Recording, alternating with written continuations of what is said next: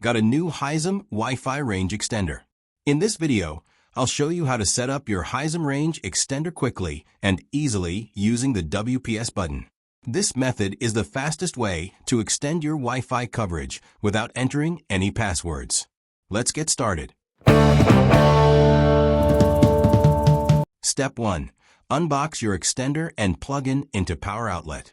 Unbox extender, and inside the box you will get extender itself, Ethernet cable, and quick user guide.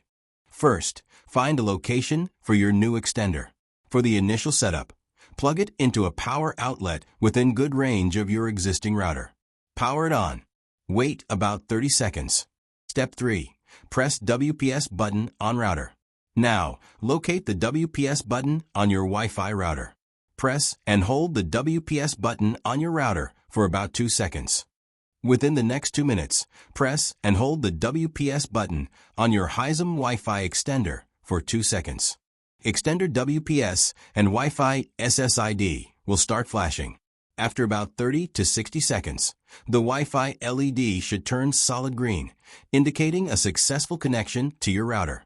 Grab your phone or laptop and go to Wi-Fi, and you'll get a new SSID name, same as your home Wi-Fi, followed by EXD. Use same password as your home Wi-Fi password to connect extender SSID. Step 6. Relocate the extender.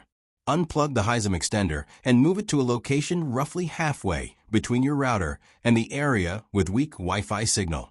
Plug it into a wall socket there and wait for the Wi-Fi LED to turn solid green again. That's it. If this guide helped you eliminate your Wi-Fi problems, don't forget to like, share, and subscribe to get more videos. Thanks for watching.